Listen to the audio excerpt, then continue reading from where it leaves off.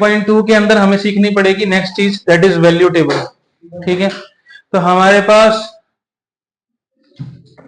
ये है value table, ऐसा कि यहाँ 0 degree, 30 degree, 45 degree, 60 degree and 90 degree. किस किस पे?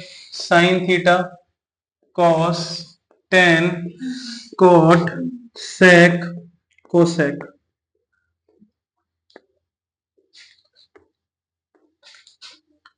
सबसे पहले तो रट्टा देख लो, फिर वैल्यूज निकालना भी सीख लेंगे। ठीक है ना, उसमें तो तुम थे जो, देखो फटाफट। ये पहला तरीका, 2-3 तरीके बता देता हूँ। पहला तरीका जिसमें फर्स्ट वैल्यू याद ही कर लो, 0, 1/2, 1/√2, √3/2 और 1। इसको तो रट मारो ये सीक्वेंस के अंदर, और आगे की इससे बन जाएंगी। अगर याद नहीं होती है, ठीक है, तो अपनी क्लास के टॉपरों के मार्क्स याद कर लो कितने आते थे। क्या क्या आते हैं? 0, हद मार के 1/4, हाफ, 3/4, या मैक्सिमम कितने आ जाते हैं? 1। इससे ऊपर जाता है कोई? यही रेंज है। अब इनका स्क्वायर रूट कर लो, तो 0, 1/√2, 1/2, 1/√2, √3/2 और 1। देखो ये इस सीक्वेंस में उठा के यहाँ साइन के अंदर रखो, साइन थीटा रेडी हो गया। मार्क्स तो याद रह जाएंगे। 0 से 1 को डिवाइड कर दिया 4 में, 4 पार्ट्स में।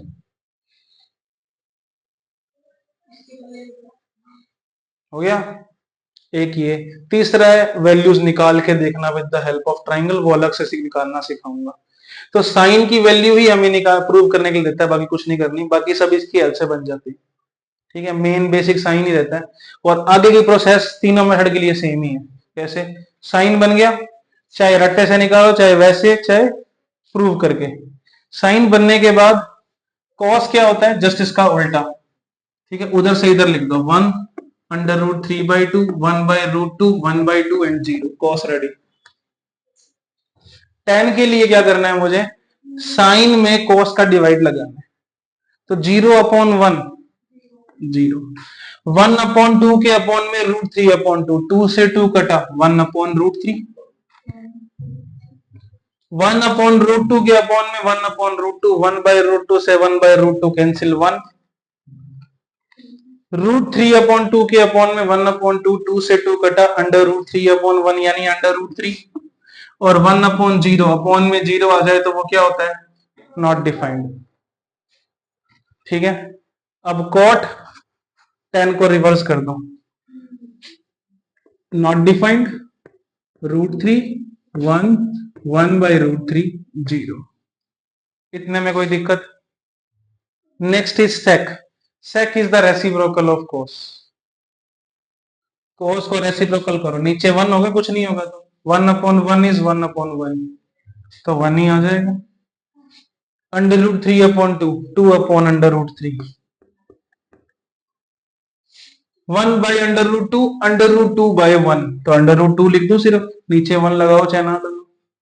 1/2, 2/1, नीचे कुछ नहीं है तो क्या होगा? 1, 0/1, 1/0। अब इसको उल्टा कर दो, यहां से रिवर्स लिख दो कोसेक के लिए, नॉट डिफाइंड, 2 √2, 2/√3 और 1। अब कुछ प्रोडक्ट्स और सम याद रखने हैं हमें रूट्स के, जैसे √2 प्लस √2 क्या होता है? अगर if I want to add √2 with √2, result क्या मिलेगा? ये 1√2 और ये 1√2, कितना हो जाएगा? ऐसी √3 plus √3 2√3, √5 plus √5 is √2 plus √2 plus √2, √3 plus √3 plus √3, √5 plus √5 plus √5, √2 plus √3 same रहेगा, √3 प्लस √5 सेम रहेगा, √2 प्लस √5 सेम रहेगा, नो चेंज। √2 मल्टीप्लाई बाय √2 क्या हो जाएगा, स्क्वायर ऑफ √2, स्क्वायर से रूट कैंसिल, रिजल्ट क्या मिलेगा 2, √3 multiply by √3, square of √3 which is 3, √5 multiply by √5, square of √5 which is 5, और अगर 3 टाइम्स मल्टीप्लाई हो √2 which is cube of √2 equals to 2√2, √3 multiply √3 cube of √3 equals to 3√3, √3 क्या हो जाएगा 3, and 3 multiply by √3 is 3√3, √5 multiply by √5 is cube of √5, क्या बन जाएगा 5√5। ऐसे ही √2 मल्टीप्लाई √5 √10, ये मल्टीप्लाई हो जाते हैं, √5 मल्टीप्लाई बाय √3 √15, √2 मल्टीप्लाई बाय √3 √6, ये भी नोट कर लो। अब वैल्यूज का प्रूफ देखो, साइन 0 इज 0, ये प्रूफ करना है मुझे, ठीक है। मेरे पास देखो ये राइट एंगल ट्राइंगल है, दिस इज 90, ये थीटा है, तो ये बेस हुआ, ये परपेंडिकुलर हुआ, और ये हाइपो हुआ। साइन थीटा होता क्या है,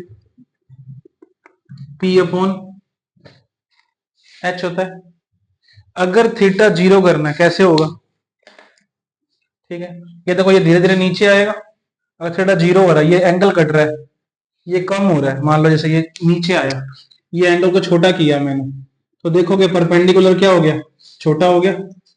इसको और छोटा करता हूं, अगर मैं यहां से इसको और नीचे ले आया, परपेंडिकुलर और छोटा हो गया। अब अगर मैं इस एंगल को 0 कर दूंगा यहाँ पे, तो परपेंडिकुलर भी क्या हो जाएगा 0। जैसे जैसे थीटा घट रहा है वैसे वैसे परपेंडिकुलर घट रहा है। तो when theta equal to 0 according to diagram perpendicular will also become 0 हो जाएगा। तो मुझे साइन थीटा क्या मिलेगा, साइन 0 क्या मिलेगा 0 अपॉन h, साइन 0 डिग्री क्या मिलेगा 0 अपॉन h। अब हाइपो की वैल्यू कुछ भी हो, साइन 0 क्या आएगा श्योरली 0 हो गया। अब देखो नेक्स्ट, अब मुझे सेकंड में शो करना है दैट साइन 90 इज 1, साइन 90 क्या होता है 1 होता है। तो again I have a triangle, ये थीटा है, हाँ कौन सी बीच वाली, वो भी निकालेंगे। ये 90 है, तो ये हाइपो हो जाएगा, ये बेस हो जाएगा, ये परपेंडिकुलर हो जाएगा। अब मुझे इस थीटा को क्या करना है 90। अब मैं इसका एंगल को बढ़ाऊंगा कैसे, अगर मैं इस एंगल को बड़ा करूंगा ऐसे ऐसे करके, तो ये थोड़ा पास आ जाएगा इसके, यानी अगर मैं इसको पास लेके आऊंगा तो एंगल बड़ा हो जाएगा, या ये कह दो इसको मैं यहां ले आता हूं, तो now this theta is greater than the previous one, यहां से बड़ा हो गया। इसको और पास लेकर आए अगर अपने यहां ले आए, तो देखो एंगल और बड़ा हो गया। और अगर मैं इसको इसके ऊपर ले आऊं और पास ले आऊं यहाँ पे, तो देखो लगभग एंगल 90 के पास पहुंच चुके हैं। अब इसको यहां ले आते हैं ऑन द परपेंडिकुलर, इस टाइम पे थीटा क्या हो चुका है 90। बट यहां पर जब ये यहां आया, टॉप तो नहीं हिला, ये अंदर आता गया, हाइपो थोड़ी छोटी होती गई, और यहां आने के बाद परपेंडिकुलर और हाइपो दोनों क्या हो गए इक्वल हो गए। तो इसका मतलब when theta is 90 degree at that time perpendicular is equal to hypo. दिख रहा है डायग्राम से हमें, है ना। तो इसका यहां से क्या आएगा साइन 90 क्या होता है P अपॉन H, P और H इक्वल है, कटा तो क्या आया 1, तो साइन 90 इज ऑलवेज 1।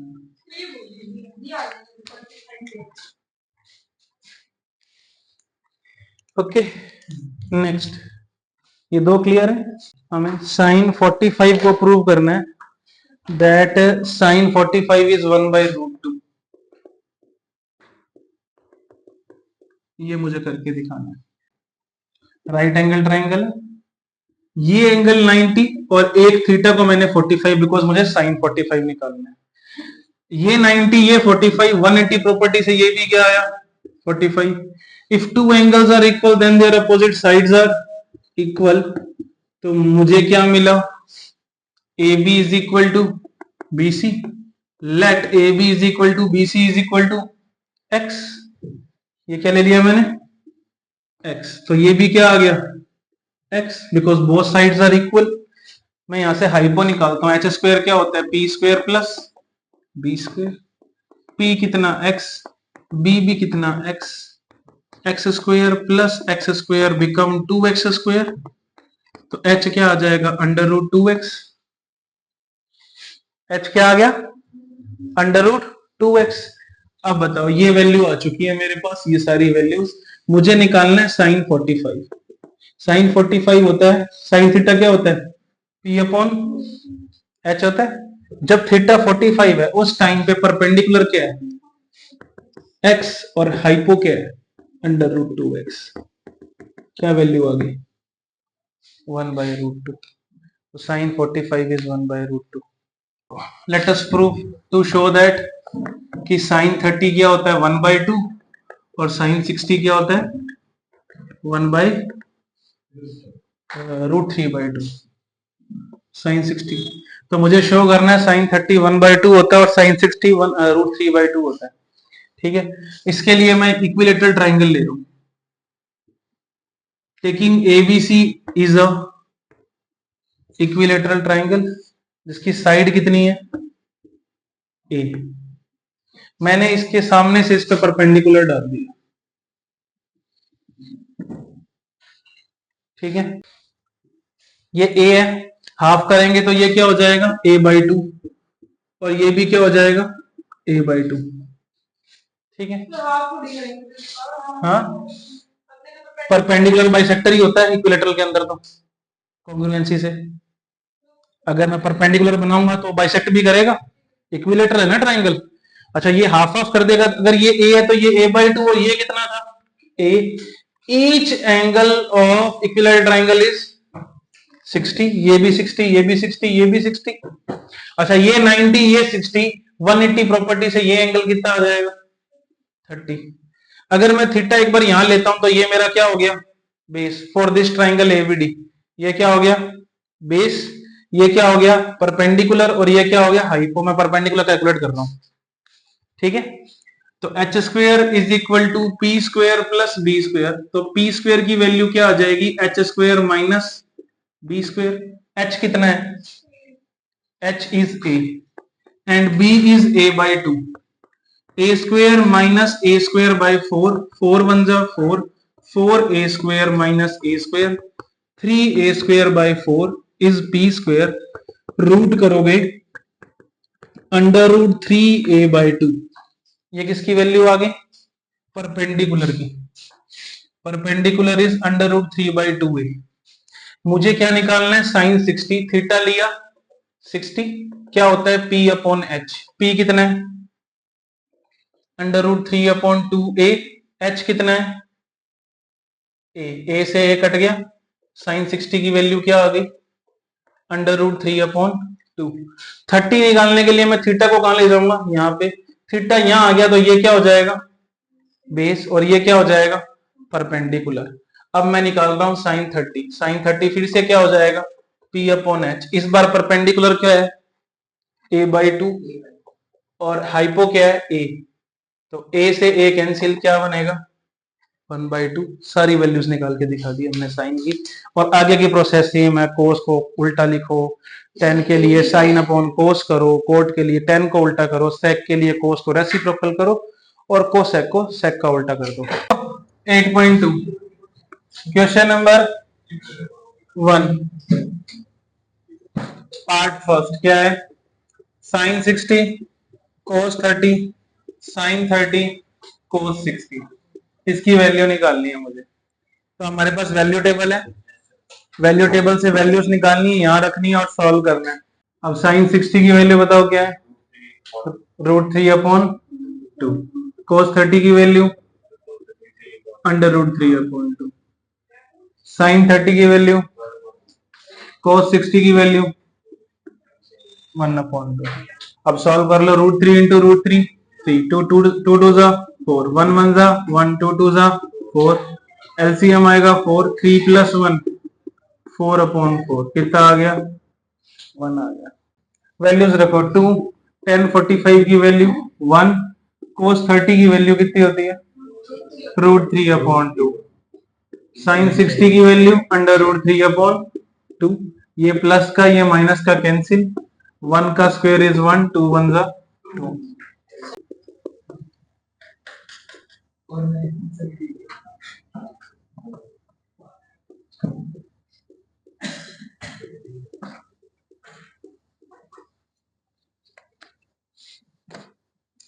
देखो cos 45 की वैल्यू क्या होती है 1/√2, sec 30 की वैल्यू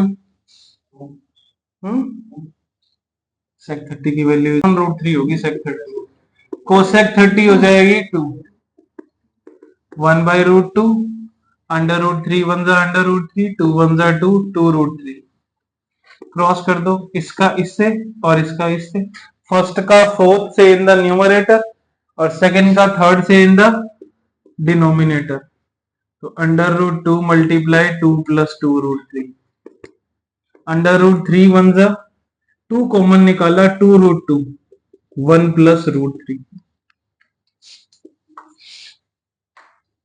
ठीक है, √3 2 √2 1 प्लस √3 है। अब इसको √3 प्लस 1 लिख दो, प्लस में ही तो है, और इसको अब रेशनलाइज कर दो, √3 माइनस 1 से ऊपर नीचे मल्टीप्लाई कर दो, तो ऊपर बन जाएगा √3 multiply by √3 minus 1, 2√2 a square minus b square, √3 into √3 3, √3 into 1 √3, 2 √2 3 minus 1, 3 minus √3 2√2 और 3 में से 1 गया 2, 3 माइनस √3 2 2 जा 4√2, still there is a root, तो इसको भी क्या करना पड़ेगा रेशनलाइज, √2 है ऊपर नीचे √2 का मल्टीप्लाई कर दो, तो क्या बनेगा नीचे बन जाएगा 8, ऊपर बन जाएगा 3√2 एंड ये बन जाएगा √6, sin 30 tan 45 cosec 60 sec 30 cos 60 cot 45, sin 30 is 1/2, tan 45 is 1, cosec 60 2/√3, sec 30 2/√3, cos 60 1/2, cot 45 1, ठीक है। अब यहाँ पे पहले इन दोनों का एलसीएम ले रहा हूं, बीच में मत बोला करो, पहले इन दोनों का एलसीएम ले लेते हैं, जो ये तो रूट वाला है ना, तो थोड़ा प्रॉब्लमेटिक रहेगा, इसको बाद में करते हैं, पहले डिजिट्स है ना उनको ऐड कर लो। वैसे देखा जाए तो 1 और हाफ 1.5 होता है, 1.5 मीन्स 3/2, सीधा भी ऐड कर सकते हो, अदरवाइज एलसीएम भी ले सकते हो, ठीक है। एलसीएम कैसे, नीचे 1 ले, देख नवराज नीचे 1 लिया, यहाँ पे 2 1 जा 2, 1 1 जा 1, 2 1 जा 2, ठीक है, -2/√3, इस 2/√3 को प्लस में इधर लिख दिया और इस प्लस को मैं इधर कर रहा हूं, तो क्या आएगा 2 1 जा 2, 2 1 जा 2 और 1 1 जा 1, ये समझ आया, क्रॉस करना समझ आया। अब देखो 2 + 1 3/2 -2/√3, 3/2 + 2/√3, अब इसका भी ऐसे क्रॉस कर लेंगे, ठीक है। बात ये कि देखो 1 और हाफ क्या होता है 1.5, सीधा प्लस करोगे तुम लोग जिनको समझ आता है ये बात, 1 और हाफ इज 1.5, 1.5 ऐसा होता है, 2 1 जा 2 + 1 कितना होता है 3/2, डायरेक्टली ऐसे भी प्लस करो, 1.5 को हम 3/2 लिख सकते हैं, 3 में 2 का डिवाइड लगाओगे 1.5 आता है, ठीक है, ऐसे समझ लो चाहे तो 1 और हाफ इज 1.5, 2.5 इज 2.5, 5/2, ऐसा कहीं भी दिखे तो, कहीं पे हाफ प्लस हाफ दिखता है डायरेक्टली 1 लिखो उसको, आधा और आधा 1 होता है, हमें पता है, एलसीएम लेने 2 1 + 1 ऐसे करने की जरूरत नहीं, स्टेप्स खराब करने के, टाइम खराब करने के, इन चीजों पे। अब यहाँ पे एलसीएम लो इनका, नेक्स्ट 2 मल्टीप्लाई बाय √3 क्या हो जाएगा 2√3। 3 मल्टीप्लाई बाय √3 3√3। 2 2 जा 4। 2 मल्टीप्लाई बाय √3 2√3। 3 multiply by √3 3√3। 2 2 जा 4।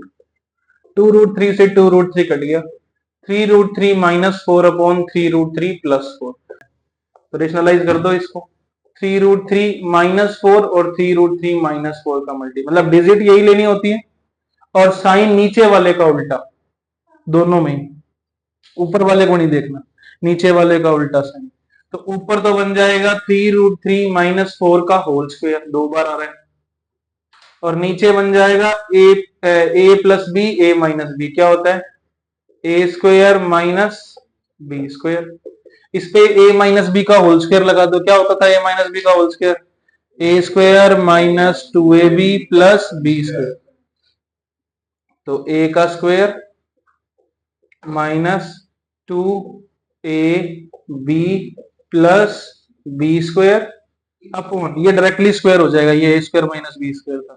3√3 का स्क्वायर इज 27। देखो 3 का स्क्वायर इज 9 और √3 का स्क्वायर बताया था कितना होता है 3, तो 9 3 जा 27। 4 का स्क्वायर 16। 3√3 का स्क्वायर अभी बताया 27।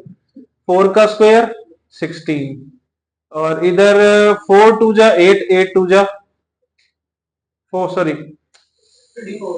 4 2 जा 8 8 3 जा 24√3 upon 27 minus 16 11। 27 plus 16 41 43 43 minus 24√3 upon 11. This is the answer with rationalized denominator. चलो देखो ये क्वेश्चन है 5th पार्ट। cos 60 की वैल्यू बताओ 1/2 sec 30 की 2/√3 गुड 1045। आप देखो sin 30 की वैल्यू बताओ 1/2 cos 30 की वैल्यू √3 5 1/4 4 2 का स्क्वायर 4 √3 का स्क्वायर 3 1 का स्क्वायर 1 1 का स्क्वायर 1 2 का स्क्वायर 4 √3 का स्क्वायर 3 2 का स्क्वायर 4।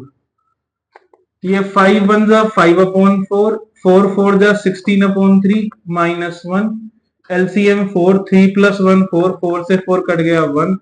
एलसीएम कितना आएगा इसका 4 3 जा 12 5 3 जा 15 16 4 जा 64 एंड -1। तो ऐड करोगे तो 5 और 4 9 6 और 1 7 79/12 -1 12 1 जा 12 12 1 जा 12 79 1 जा 79 माइनस करोगे 67/12 is the answer. 2 10 30 over 1 + 10 square 30 value रख दो इसमें। 10 30 की value is 1/√3 1 plus square of 1/√3 2/√3 1 plus square of 1 is 1 square of √3 is 3। नीचे एलसीएम हो जाएगा 3 1 जा 3 3 1 जा 3 1 1 जा 1 2/√3 के अपॉन में 4/3।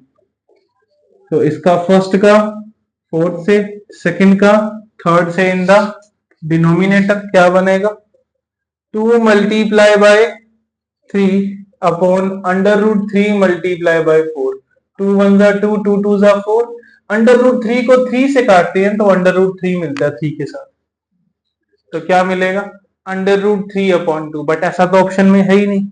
ऑप्शन मेरे पास क्या क्या है, ऑप्शन है sin 60 cos 60 tan 60 sin 30।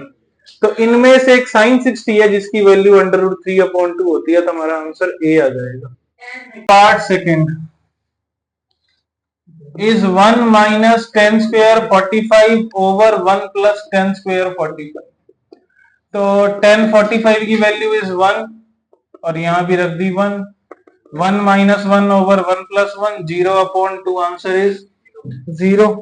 और ऑप्शन में मेरे पास जो भी है उनमें देखो डी दे रखा है 0, तो इसका डी हो जाएगा। थर्ड पार्ट में मुझे दिया हुआ है that sin 2a is equal to 2 sin a। sin 2a is equal to 2 sin a और मुझे ऑप्शन दे रखे हैं कि a की जगह पे कौन सी वैल्यू पॉसिबल है। a 0 डिग्री, b 30, c 45 और d 60। अब ऐसे क्वेश्चन में हमें ऑप्शंस को रख रख के चेक करना पड़ता है। ठीक है, मतलब फर्स्ट से लगता हूं जिसके लिए दोनों साइड इक्वल आ गई, जिसके लिए LHS is equal to RHS आ गया, वो इसका सॉल्यूशन हो जाएगा। ठीक है, पहले 0 पे चेक कर लो। Sine 2 into 0 is equal to 2 sine 0। Sine 0 is 0, 2 into 0 is 0, 2 into 0 is 0 और साइन 0 क्या होता है 0। इक्वल आ गया तो ए पे ही आ गया, आगे चेक करने की जरूरत ही नहीं।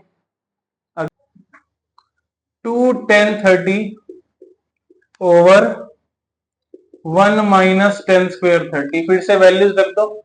tan 30 की वैल्यू 1 माइनस 1 ओवर रूट 3 का स्क्वायर, ये हो जाएगा 2 बाई रूट 3, ये हो जाएगा 1 अपॉन 3।